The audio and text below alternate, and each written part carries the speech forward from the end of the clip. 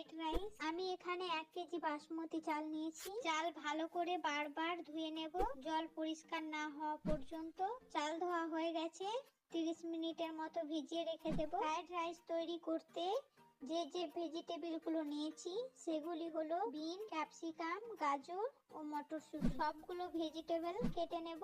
গাজর গুলোকে এইরকম লম্বা করে কেটে নেব। সবগুলো গাজরকে একই রকম করে কাটার চেষ্টা করেছি। একই রকম করে না কাটলে সরুগুলো আগে সেদ্ধ হয়ে যাবে এবং মোটাগুলো সেদ্ধ হবে না। এবার কেটে নেব বিনস। বিনসগুলোকে হালকা সাইড করে কেটে নেব। এবার ক্যাপসিকাম লম্বা সরু করে কেটে নেব।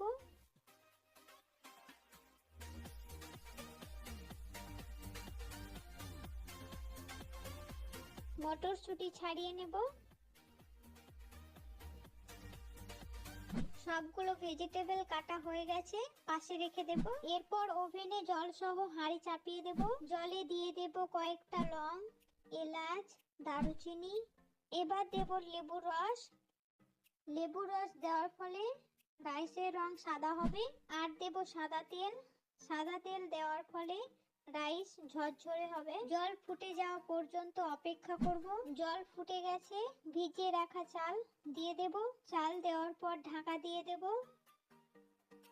চাল যখন ফুটে উঠবে তখন লবণ দিয়ে দেব। লবণ একটু বেশি করে দেব কারণ রাইসে যেন লবণ ঢোকে। অপরদিকে কড়াই চাপিয়ে দেব ভেজিটেবল গুলোকে ভাজার জন্য। কড়াই গরম হয়ে গেছে, কড়াইয়ে দিয়ে দেব ঘি। প্রথমে গাজর ভেজে নেব।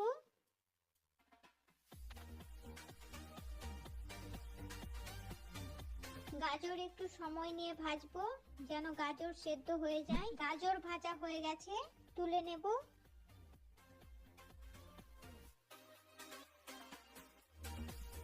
এবার ভেজে নেব বিনস। বিনস গুলোকে এইরকম লাল করে ভেজে নেব। বিনস তুলে নেব। এরপর ক্যাপসিকাম দিয়ে দেব।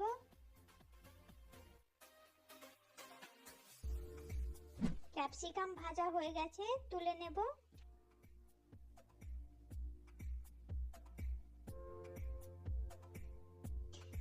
এরপর মটরশুঁটি দিয়ে দেব।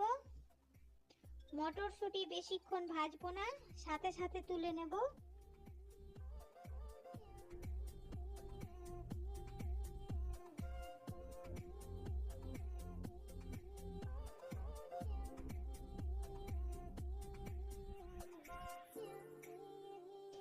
সব শেষে ভেজে নেব কাজু ও কিশমিশ।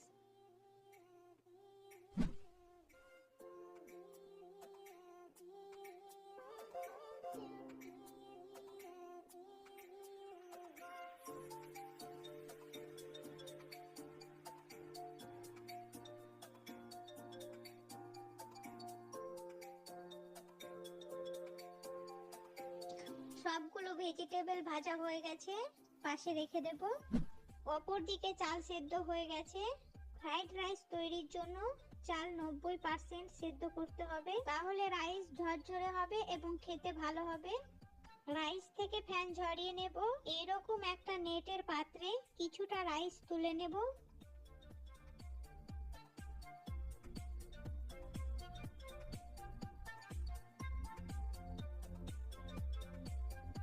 ওই কড়াইয়ে আরো ঘি দেব রাইস ভাজার জন্য।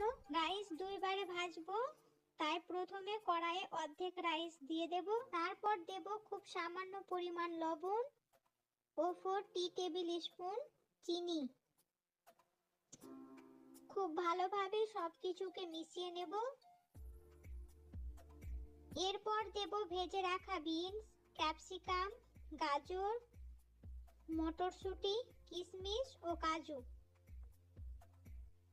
আবার ভালো করে সবকিছুকে মিশিয়ে নেব। তারপর আরো 3 থেকে 4 মিনিট ভেজিটেবল সহ রাইস ভেজে নেব। রাইস ভাজা হয়ে গেছে, তুলে নেব।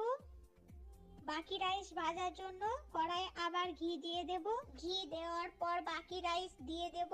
আবারও সামান্য পরিমাণ লবণ, 4 টি টেবিল স্পুন চিনি, ভেজিটেবল ও কাজু কিশমিশ দিয়ে একই পদ্ধতিতে ভেজে নেব।